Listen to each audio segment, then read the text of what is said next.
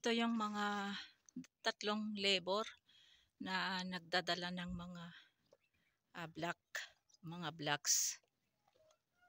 Yun, galing doon sa taas. Yun, nakikita nyo yung house dyan. Yan, may road dyan. Bali, tatlo sila. Nag-start sila kahapon na dalhin ito. First, they bring this stone from the road also. Pero ito hindi binuhat ng isa-isa. Bali, lang, hinulog from road up to here kasi hindi naman ito mababasag. Pero itong block dapat talaga ay buhatin. So, ang one piece na block is almost 18 kg. So, itong tatlo, bali tatlo lang ang dinadala from up to down. Kasi mabigat ito, 18 kg.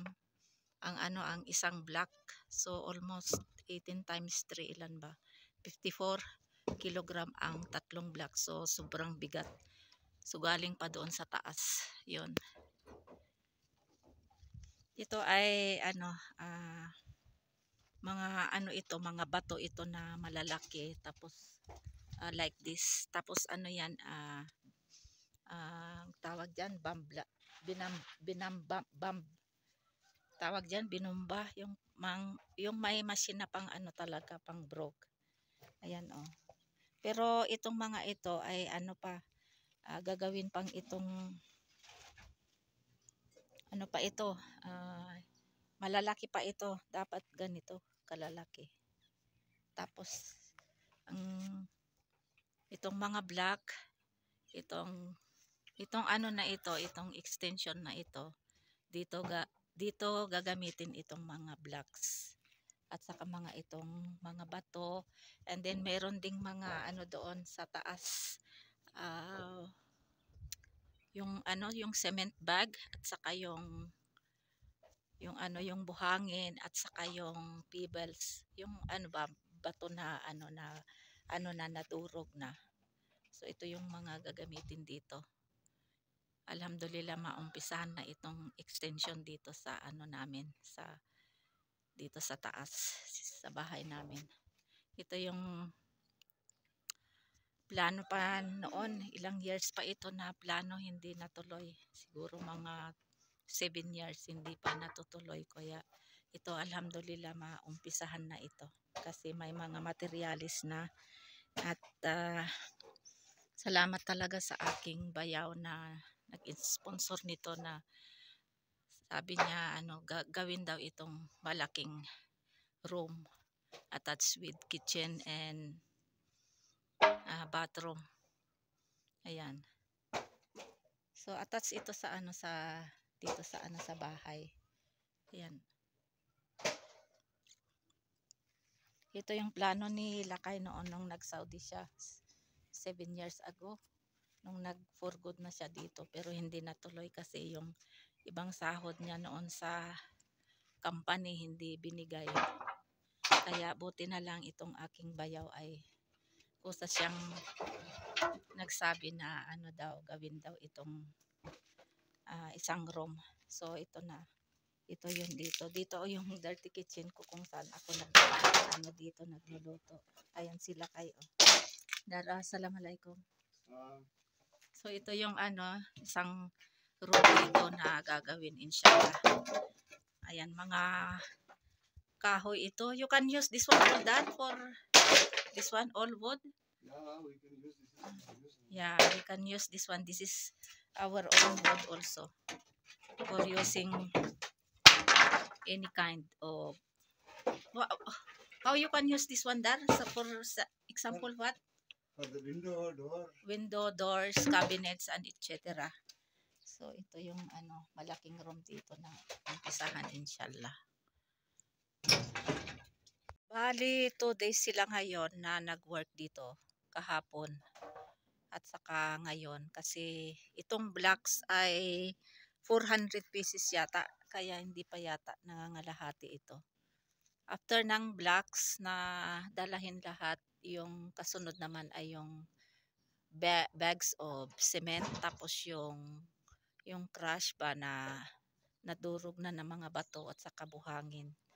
So hanggang hapon pa siguro ito nila matapos. Ayan, kaya kahapon busy ako hanggang ngayon.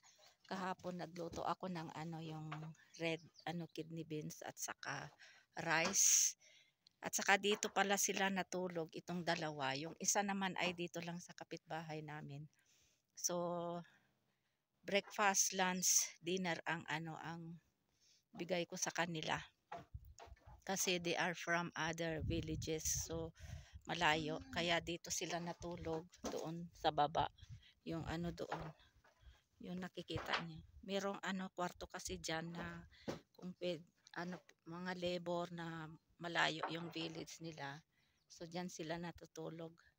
Kaya dito sila na kumain breakfast, lunch and dinner. So hanggang today also gawa din na dito din sila nag-almusal. Breakfast, lunch at saka dinner din. Tapos breakfast, with paratha, and then dalawang beses akong gumawa ng for morning. And then sa afternoon naman dalawang beses. Bali 8 hours sila mag-work. Now we have to make empty this place because we have to make yung first yung dito yung sa baba. Kaya yung mga kahoy dito na pwede din ito pang furnitures or for anything, windows, doors, cabinets, etc. So dito naman ilalagay sa sa veranda doon. Ayan, sinisiparate yung mga kahoy. Yan dito ilagay.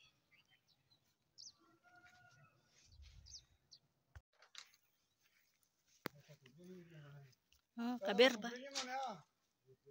Kaberbay the Great is broken stone.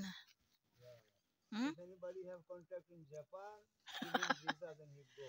Very big stone here, then he broke already by manual. Yeah. This is heavy work. Of course. Eh? Tell you know, if there is demand for Japan, tell them to give visa for Kaberbay. Is coming with his mud. Then this one, they're all this black. Yeah. And another contract again for cement, reta and crush. Yeah.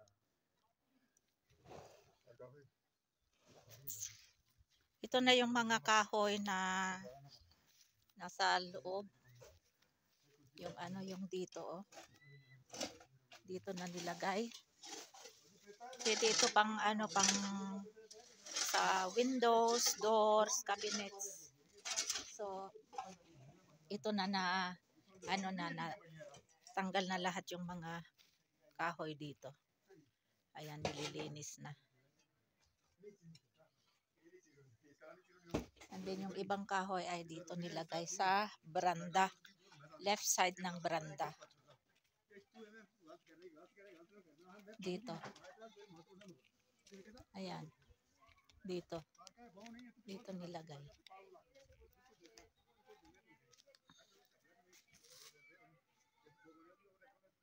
These are all 400 pieces of blocks, and very soon we have to make extension here, extension room, and about 15 bags of cement and sand and stone crush, and still they're up. So tomorrow inshallah they will bring again. So these are all stone to make also, and also over there. Ayan, ito yung mga kahoy na tinanggal dito sa dito sa room na gagawin na room inshallah. Ayan.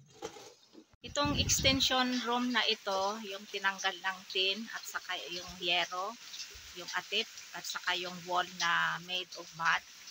Matagal na itong plano namin na na gawing extension room, na gawing concrete, kaya lang walang budget talaga. So thank you so much talaga sa aking bayaw na napaka-generous. Sabi niya, gawin daw ito na extension room. So inshallah, umpisahan na kasi may mga materials na black. Yung wala pa, hindi pa binaba dito yung yung doon sa taas pa, yung semento, yung bags of cement, yung sand, yung buhangin at saka yung broken na stone, mga stones. So kaya ito umpisahan na inshallah, and inshallah very soon ay matatapos na itong room na ito. Kaya thank you so much din for long service itong extension room na ito. Kahit very simple lang, dito kami nag-stock ng mga kahoy, mga furnitures na kahoy. Yun, doon nilagay nila yung iba sa branda, yung sa right